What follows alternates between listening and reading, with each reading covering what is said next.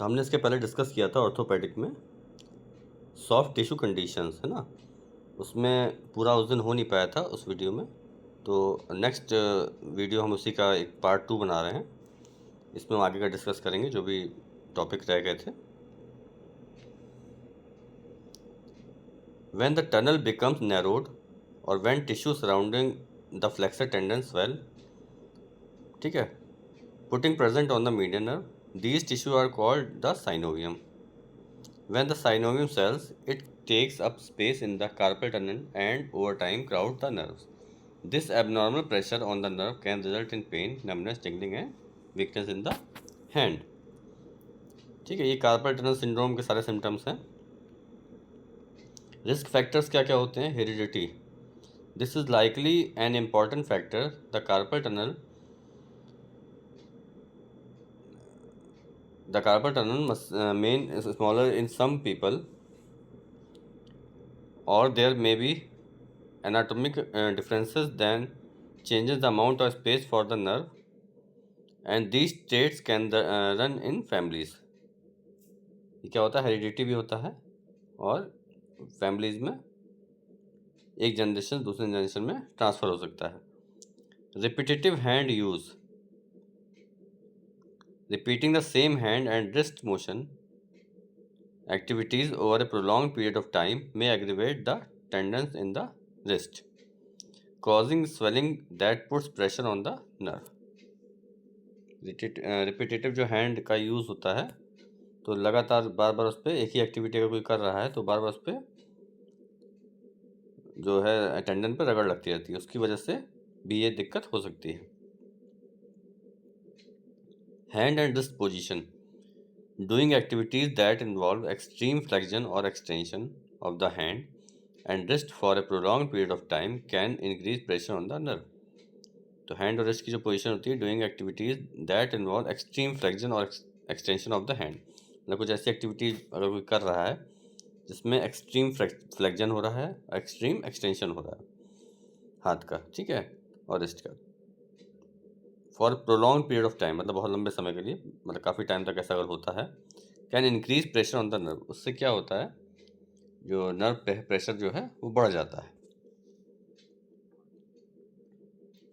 Pregnancy, hormonal changes during pregnancy can cause swelling, कई बार pregnancy में hormonal changes जब होते हैं तो उसकी वजह से भी ये दिक्कत हो जाती है, क्योंकि वहाँ पे स्वेलिंग आ जाती है।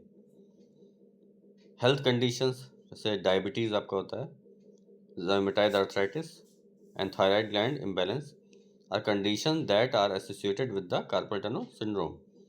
कहाँ पे हो सकता है? किस कंडीशन में? डायबिटीज़ का पेशेंट हो, ठीक है, रूमेटॉइड आर्थराइटिस का हो, थायराइड का हो, इस तरह की जो प्रॉब्लम्स होती हैं उसकी वजह से भी कार्पल टनल सिंड्रोम हो सकता है। नेक्स्ट बात करते हैं Dupuytren's contracture. Dupuytren's contracture is a condition in which one or more fingers becomes permanently bent in a fixed position. Dupuytren's contracture में क्या होता है? एक कंडीशन है जिनमें एक या एक से ज़्यादा फिंगर्स जो हैं वो परमानेंटली बेंट हो जाती हैं इन ए फिक्स पोजीशन, मतलब एक फिक्स पोजीशन पे वो मुड़ जाती हैं।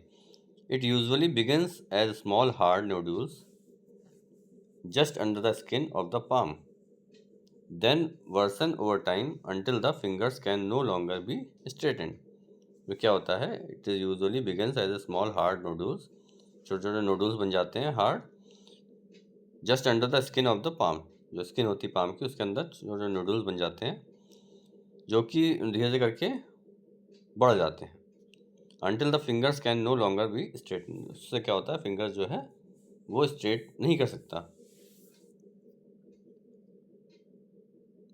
अब इसमें किस एज के लोग ज़्यादा इन्वॉल्व होते हैं? Dupuytren's contracture occurs most commonly after the age of 50, मतलब 50 साल से ऊपर के लोगों को दिक्कत होने के चांसेस ज़्यादा रहते हैं। Sex, men are more likely to develop Dupuytren's and to have more severe contracture than are women, मतलब मेंस में ये ज़्यादा हो सकता है चांसेस इसको होने के comparatively women. Ancestry, people of northern European descent are at higher risk of the disease. Family history, Dupuytren's contraction often runs in families, मतलब ये हेरिडिटरी होता है, एक फैमिली में अगर है तो आगे भी जनरेशन में हो सकता है। Tobacco and alcohol use, smoking is associated with an increase risk of Dupuytren's contracture. Tobacco और अल्कोहल जो यूज़ करता है तो उस कंडीशन में क्या होता है, ये इसके रिस्क बढ़ जाते हैं होने के। Perhaps because of microscopic changes within blood vessels caused by smoking. ठीक है। Alcohol intake also is associated with hypertension, diabetes. People with diabetes are reported to have an increased risk of hypertension contracture. जो किसी को मान लीजिए कोई diabetic patient है तो उसको भी रिस्क जो है वो बढ़ जाता है डिप्रेटेंस कॉन्ट्रैक्शन होने का।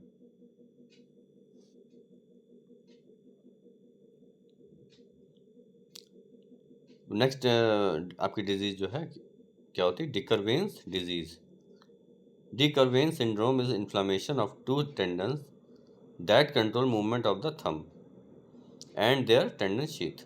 ये क्या होता है, डिकरवेंस सिंड्रोम क्या होता है, is inflammation of two tendons that control movement of thumb. जो टेंडन्स होता है दो, जो आपके थंब के मूवमेंट कंट्रोल करते हैं, ठीक है, वहाँ पे क्या होता है, इन्फ्लामेशन हो जाता है।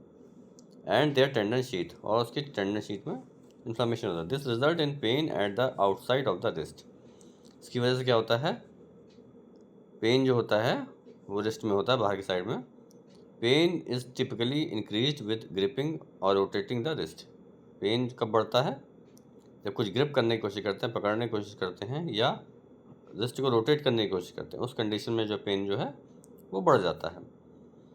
The thumb may also be difficult to move smoothly. इस कंडीशन में थंब जो होता है वो भी मूव करने में डिफ़िकल्टी होती है, बहुत स्मूथली मूव नहीं कर पाता है। Abductor pollicis longus, extensor pollicis brevis, है ना, ये दो मसल्स में इन्वॉल्व होती हैं इसके टेंडन।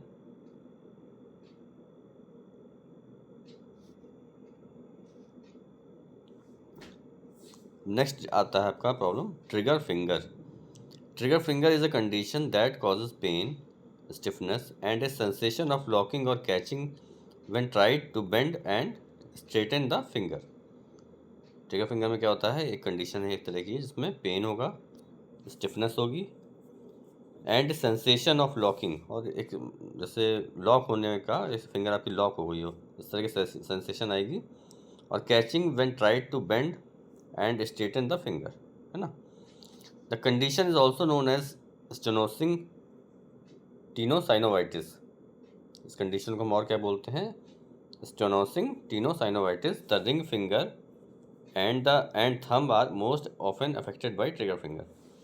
जनरली कहाँ पे होता है, आपको रिंग फिंगर में होगा या फिर थंब में होगा। ए पॉपिंग और clicking sensation and tenderness in the affected finger. एक वहाँ पे पॉपिंग और क्लिकिंग सेंसेशन फील होगा, टेंडरनेस होगी जिस फिंगर में प्रॉब्लम होती है वहाँ पे। Triggering is usually worse in the morning.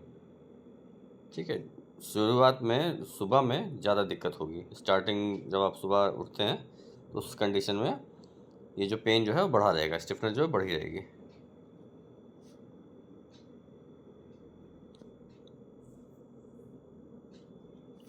Next आता है ए मैलेट फिंगर डिफॉर्मिटी।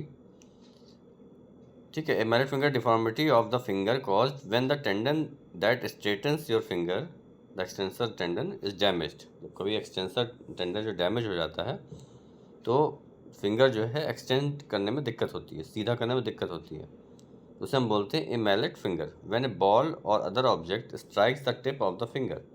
जब कभी कोई बॉल या ऑब्जेक्ट कोई स्ट्राइक करता है टिप ऑफ द फिंगर पर और थंब या थंब पर, एंड फोर्सिबली बेंड्स इट, और अचानक से उसको फोर्सफुली बेंड कर देता है। The force tears the tendon that straighten the finger. तो क्या होगा, the force tear the tendon that straighten the finger. जो फोर्स लगता है वो क्या करता है, वो टेंडन जो है जो कि आपके फिंगर को स्ट्रेट करते हैं उसको क्या करता है, टीयर कर देता है, जिसकी वजह से फिंगर जो है सीधी नहीं हो पाती है। इसे हम बोलते हैं मैलेट फिंगर। नेक्स्ट आता है wry neck. Wry neck can have several causes. However, it is the thought that the pain and reduction in range of motion result mainly two mechanisms. Either facet wry neck caused by a locking of joint, or discogenic wryneck caused by cervical disc injury. दो तरह के wryneck होते हैं, facet wryneck and discogenic wryneck. तो wryneck is a complain where you develop neck pain and stiffness. Wryneck क्या होता है? एक तरह की कंप्लेन होती है जहाँ पे नेक पेन और स्टिफनेस आपको देखने को मिलेगी, which is often accompanied by spasm of the surrounding neck muscles. जहाँ इसकी वजह से क्या होगा, जो सराउंडिंग नेक मसल्स होंगे उसमें स्पाज्म हो जाएगा। This cause neck pain and an inability to turn your neck through its full range of motion. इसकी वजह से क्या होगा, नेक पेन होगा और inability to turn your neck through its full range of motion, और जो है फुल रेंज ऑफ मोशन में नेक को मूव करने में दिक्कत आएगी।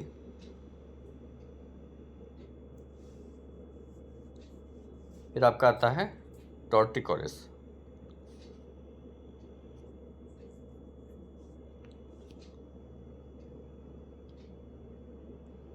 टॉर्टिकोलिस और राई नेक एक ही चीज़ होती है ना? राई नेक को ही हम टॉर्टिकोलिस बोलते हैं।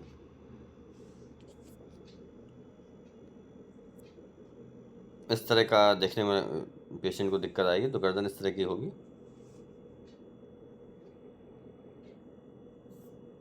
फिर नेक्स्ट आता है आपका piriformis syndrome. Piriformis syndrome is the condition which is believe to result from compression of the sciatic nerve around the piriformis muscle. Piriformis syndrome क्या होता है? इज अ कंडीशन, एक तरह की condition which is believed to result from compression of the sciatic nerve around the piriformis muscle. ठीक है, जो कि किस वजह से होता है? Compression of sciatic nerve around the piriformis muscle. Symptoms में include pain and numbness in the buttock and down the leg. इसके सिम्टम्स क्या होंगे? पेन होगा, नमनेस होगी in the buttocks and down the leg, मतलब बटक्स में और legs में पेन और नमनेस होगी। Often symptoms are worsened with sitting और रनिंग। सिम्टम्स क्या होते हैं, बढ़ते कैसे हैं? सिटिंग और रनिंग में। अगर रनिंग कर रहे हैं, सिटिंग कर रहे हैं, उस कंडीशन में सिम्टम जो है और बढ़ेंगे।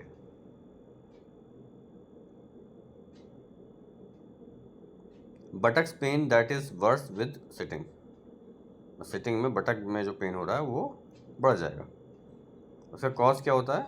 ट्रॉमा, किसी तरह कोई ट्रॉमा हुआ हो, स्पाज्म हो, या ओवर यूज इंजरी हो, मतलब उस पार्ट का ओवर यूज हुआ हो। ठीक है, अदर नेम्स, इसका अदर नेम क्या होगा? Deep gluteal syndrome. ठीक है, इसे हम डीप ग्लूटियल सिंड्रोम भी बोलते हैं। Gluteal trauma in the sacroiliac और gluteal areas predisposing anatomic variants, myofascial trigger points, hypertrophy and spasm of the piriformis muscle. Secondary to laminectomy, abscesses, hematoma, है ना, bursitis of the piriformis muscle, neoplasm in the area of infrapiriform foramen, colorectal carcinoma, neurinoma of the sciatic nerve, episacroiliac lipoma, intragluteal injection, femoral nailing, myositis ossificans of the piriformis muscles.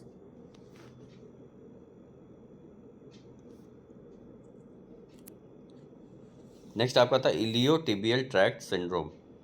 Iliotibial band syndrome is a common knee injury that presents with the pain or tenderness on palpation of the lateral aspect of the knee, superior to the joint line and inferior to the lateral femoral epicondyle.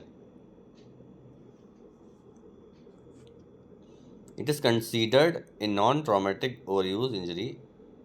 ठीक है, इसको non traumatic overuse injury बोलते हैं, consider करते हैं, and is often concomitant with underlying weakness of hip abductor muscles. Overuse is thought to be caused by repetitive knee flexion and extension movements frequently seen in cyclists and runners. ठीक है, जो cyclist और runners होते हैं उनमें क्या होता है, overuse is thought to be caused by repetitive knee flexion and extension. मतलब कि जो साइकिलिंग कर रहे हैं या रनर्स हैं उनमें रिपीटेटिव जो है नी फ्लेक्शन और एक्सटेंशन होता है, जिसकी वजह से इस तरह की दिक्कत हो सकती है। This repetitive motion causes excessive friction between the lateral femoral epicondyle and the iliotibial tract. Studies have described an impingement zone occurring at or slightly below 30 degree of knee flexion during foot strike and the early stance phase of running. During this impingement period in the running cycle, eccentric contraction of the tensor fascia lata muscle and of the gluteus maximus causes the leg to decelerate, generating tension in the iliotibial band.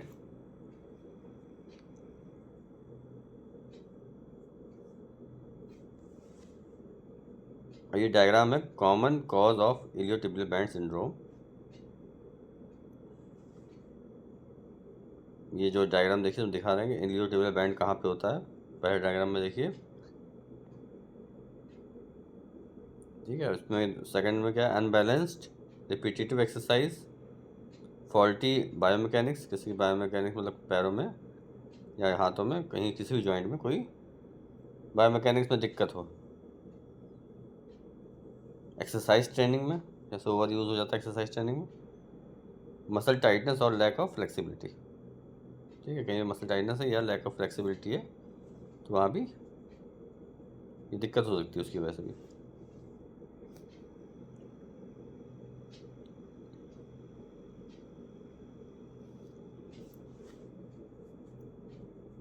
Iliotibial band ligament rubs on thigh bone. Iliotibial band कहाँ होता है, रब होता है कहाँ पे, thigh bone पे।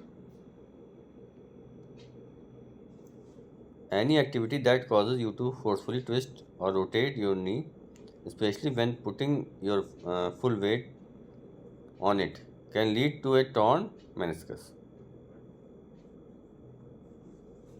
Two wedge-shaped pieces of cartilage act as shock absorber between your thigh bone and shin bone. These are called meniscus। ठीक है, आपके जो थाई बोन होती है और शिन बोन होती है, जो नी जॉइंट बनता है आपका, तो उनके बीच में एक तरह का wedge shaped, two piece wedge shaped cartilage का जैसा स्ट्रक्चर होता है जिसे हम बोलते हैं शॉक एब्जॉर्बर, ठीक है, या फिर मेनिस्कस। दे आर टफ और and rubbery to help cushion the joint and keep it stable. कैसा होता है, टफ होता है मतलब मजबूत होता है, एंड रबरी मतलब रबड़ लाइक होता है, स्पॉन्ज लाइक मतलब रबड़ की तरह दब सकता है। To help cushion the joint and keep it stable, ये हेल्प करता है जॉइंट को कुशन करने में एंड कीप इट स्टेबल और स्टेबल रखने में।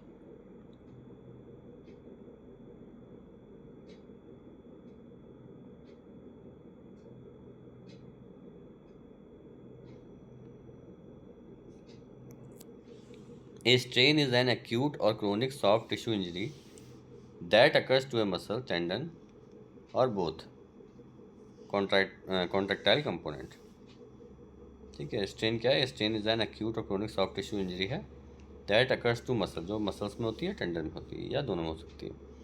ए strain can occurs as a result of improper body mechanism, ठीक है,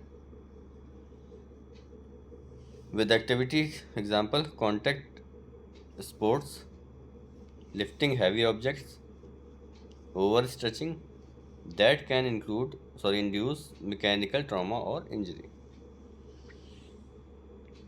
generally the muscle or tendon over stresses, muscle tendon क्या होता है, ओवर स्ट्रेसेस होते हैं, and is placed under more physical stress than it can exert. Strains commonly result in a partial or complete tier of A tendon और muscle, और they can be severe in the form of A complete tendon rupture.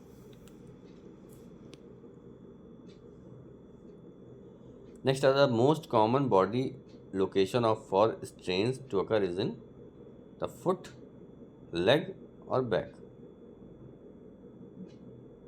सबसे most common जो body location होती हैं strain के लिए वो कहाँ होती हैं, फुट में, लेग में और बैक में।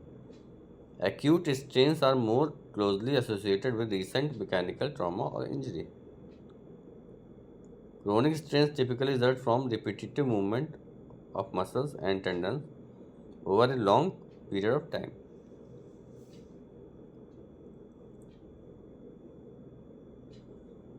डिग्री ऑफ इंजरी क्या होती है? फर्स्ट डिग्री माइल्डेस्ट बोलते हैं, little tissue tearing, mild tenderness, pain with full range of motion. ठीक है। सेकेंड डिग्री में क्या होता है? Torn muscles or tendon tissue, painful limited motion, possibly some swelling or depression at the spot of the injury. Third degree में क्या होता है? मोस्ट सीवियर हो जाता है ये, लिमिटेड और no movement, severe acute pain, मतलब लिमिटेड होगा या तो कोई मूवमेंट नहीं होगा, और सीवियर एक्यूट पेन होगा, दो sometimes painless state after the initial injury. Grade 1 में टेंडन कैसा होगा, ग्रेड 2 में कैसा होगा, और ग्रेड 3 में क्या होगा? ठीक है। 1 में क्या है? हल्का सा टीयर हुआ है। ग्रेड 2 में काफ़ी ज़्यादा डैमेज हो गया है, और ग्रेड 3 में क्या है? बिल्कुल कट के अलग हो गया है। Quad and hip flexor strain usually involves rectus femoris.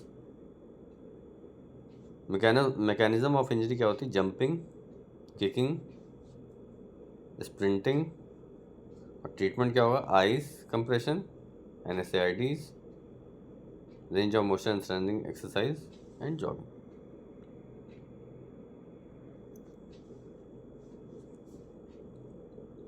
इसका नेक्स्ट आपका आता है हैमस्ट्रिंग स्ट्रेन।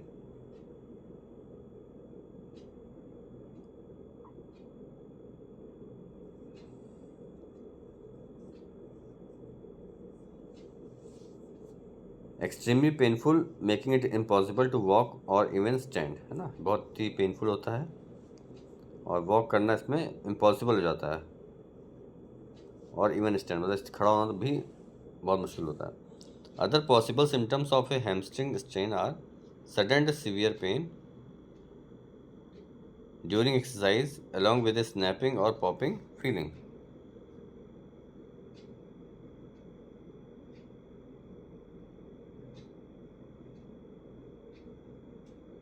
Hamstring strain क्या हुआ? Muscle tear. In a grade 2 strain, one of the muscles in the hamstring is partially torn. Biceps femoris muscle, semitendinosus muscle, semimembranosus muscle, नीचे आपका knee joint.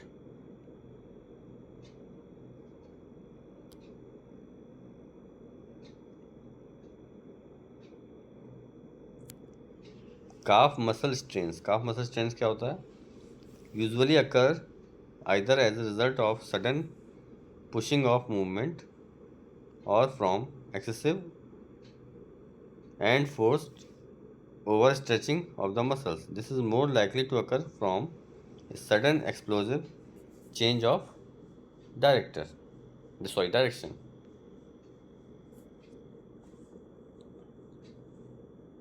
फिर आता है runner's knee is pain behind the kneecap. Runner's knee क्या होता है? Pain होता है कहाँ पे? Behind the kneecap. It may also be called patellofemoral disorder.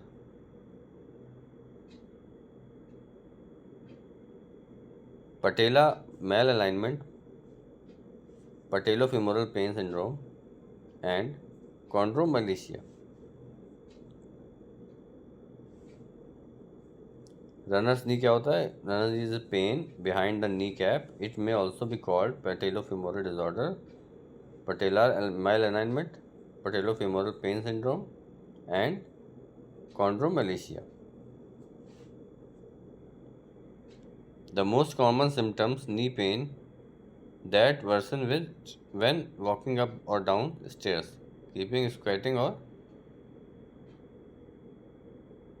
kneeling, squatting or sitting cross-legged may also hurt.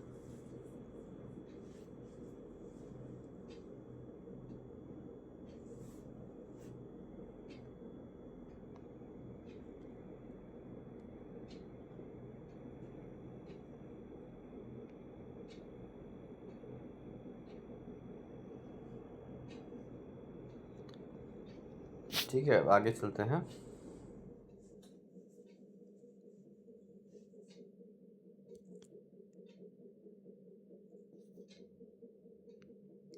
Runners नहीं हो गया हम लोगों का। उसके बाद पढ़ते हैं आगे। Poor alignment due to a congenital condition, weak hamstrings and quadriceps. ठीक है, कुछ कंडीशन कॉन्जेनाइटल होती हैं, तो यहाँ पे वीक हैमस्ट्रिंग है and quadriceps.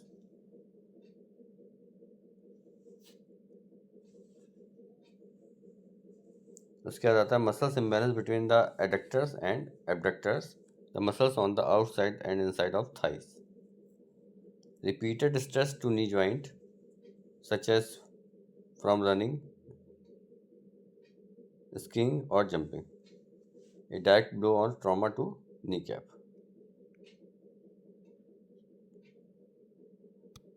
Pen may worsen after sitting for a prolonged period of time or during activities that apply extreme pressure your knees, such as standing for an extended period of exercise.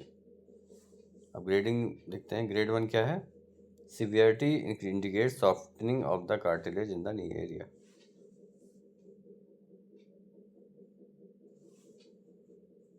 Grade 2 क्या है? Indicates a softening of the cartilage along with abnormal structure surface characteristic.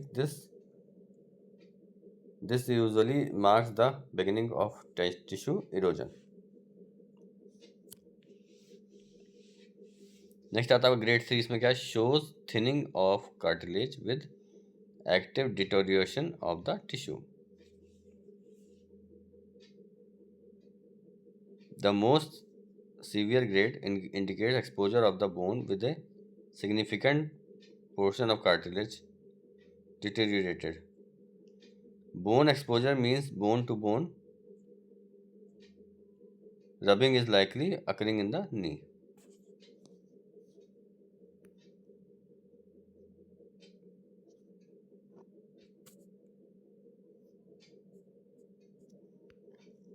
Patellar tendinitis, जिसे हम jumpers नहीं बोलते हैं। Patellar tendinitis is an injury to the tendon connecting kneecap to shin bone. The patellar tendon works with the muscles at the front of the thigh to extend knee so that one can kick, run and jump.